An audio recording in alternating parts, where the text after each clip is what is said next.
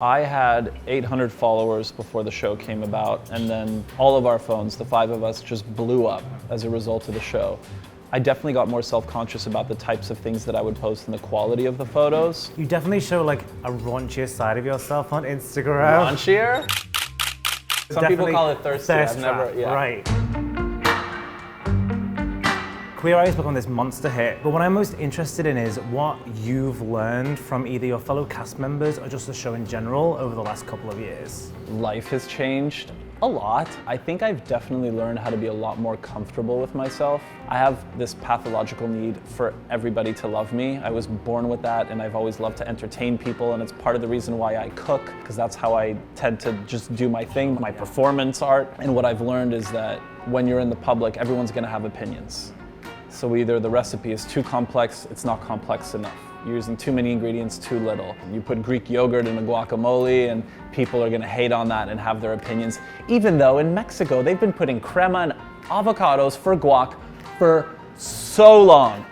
I wish I could take credit for putting dairy in guac, but like, it happened way before I came on the scene. That did become like a social media star, I was right? like, I didn't expect that at all. And it's like, and you never know what's gonna garner the most attention. But the biggest lesson from that was that it's actually physically impossible for everybody to love me. And that's been the best thing, because when you have so many more eyes on you, there are gonna be so many more opinions. So with as much amazing love as you get, you're gonna get just as much from the other side of the spectrum.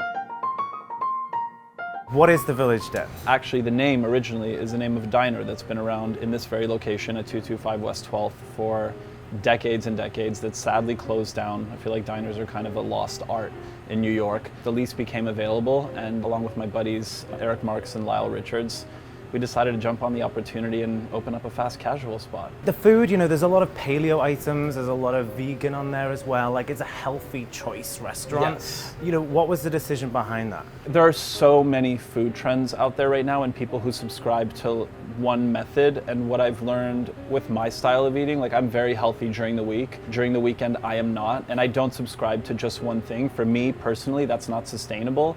So we really wanted to offer something that was kind of across the board, from Whole30, vegan, paleo, pescatarian. When I look at a dish, I love to know exactly what it is by really recognizing all of the ingredients. Everybody is a lot more knowledgeable about food and being smart about what they put into their bodies.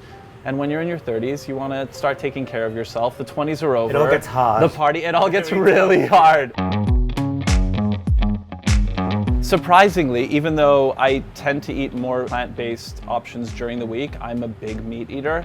We're actually gonna make a vegan dish. Okay. So this is the vegan crunchy creamy.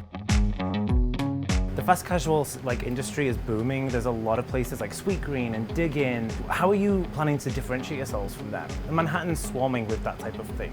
There's certainly no shortage, and I love all of these places. So when we were developing the menu, I think I approached it kind of the way that I do with anything that I do, whether it's cookbook or the work that I do on Queer Eye.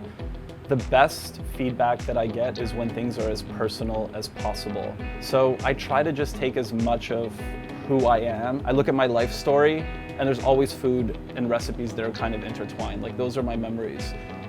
I cannot remember what city I'm in, where my apartment is sometimes, and all of those normal things, but dishes, when I go to a restaurant or if I have a food experience, whether it was delicious or not, I always have that memory in my mind. I always know exactly which components went into it. It's like a really weird thing that I have, and that's just kind of what I tried to implement here with the menu. So we have some harissa baba ganoush, so just roasted eggplant. It kind of looks like chicken liver pate, but it's purely vegan. Here we have also turmeric roasted cauliflower. This is the crispy component. You don't need to deep fry things to have them be crispy. That's the lesson here. When you think about trying to bring a dish together and all those components, you know, it takes a lot for one plate to end up as a cohesive thing in a kitchen. What would you say are the similarities between that and running a business? Similarities? Oh, that's a really good question. Well, although I've worked in a restaurant, in terms of managing and all of the operations and things like that come into play, I had no knowledge going in. So it kind of feels like the wild, wild west for me. But it's hard. It's because I want to be in control of every component. So I think it's asking a shit ton of questions, not acting like I know everything, and being able to say, like, I need help, I need to figure this out. It's relinquishing whenever I can, and then just trying to, and then also knowing my opinion. It's a tricky balancing act, but I feel like I'm still figuring it out as I go. It is so important to finish every single plate, even if it's sweet, because it brings out the flavors more, with just a bit of finishing salt. So you get a nice little added crunch to it. That's our vegan crunchy creamy. I'm not gonna feed you, but I am gonna prepare the perfect bite, because you have to have every component together. Okay. So yeah, it's like a little bit of sweet, a little bit of salty. Yep. Thank you. There you go. Okay. The harissa has like a bit of a nice spice to it, but it's still kind of creamy and decadent. It feels way more kind of like indulgent than it is, if you know what I mean. Like you feel like Creamy, it's all about the creamy.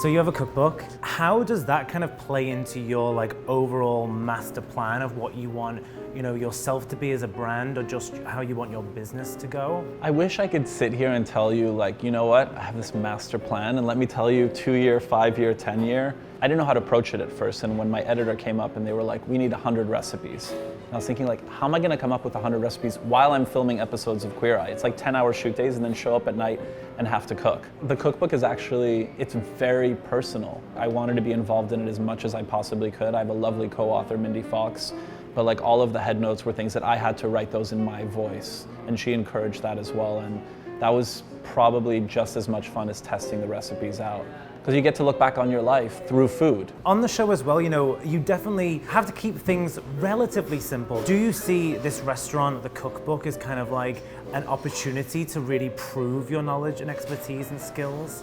Yeah, it's interesting actually, at the beginning when we were filming season 3, I did take some of the criticism to heart, and I was like, we have to make these recipes a lot more complex.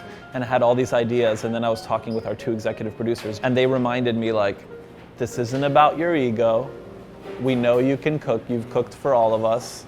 Like, you have to focus on what the hero needs. But sometimes it's like, it's coming back to the guacamole and just realizing like, what's their version of that? Like that's what we're here to do. It's not about me. And the cookbook is a little more complex, I'd say, than the show, because it's things that recipes that I make, so there is a little more of that. It's knowing sort of how to act in the different environments. It's all like life. Like the Village Den is weekdays. The cookbook is weekends. And Queer Eye is not about me, but it's about being of service to somebody who doesn't have that knowledge, and just trying to leave like a little seed and just getting them excited about one little thing and hoping that that turns and that develops and that gets nurtured into like something bigger and better. You're already in people's homes on screen on Queer Eye. You're now going to be in people's homes in the form of a cookbook. Like, what is kind of the next big goal, or, you know, how much further do you want to expand what you're already doing? What Queer Eye has done, it has completely changed the way that I want to approach everything that I do. I need everything to have meaning, because people are smart. People who see endorsements, people who like come here, like they're very intelligent, and you can't bullshit them with trying to pretend to be passionate about something if you're not. Like I have to focus on being as real as humanly possible in everything that I do. Because like once you get a taste of that, once you see what it's like to actually like help somebody and do something that makes you feel good when you go to sleep at night, like you only want to do that for the rest of your life. So it's more going to be about figuring out how I can sort of take what I've learned from Queer Eye into everything else that I do.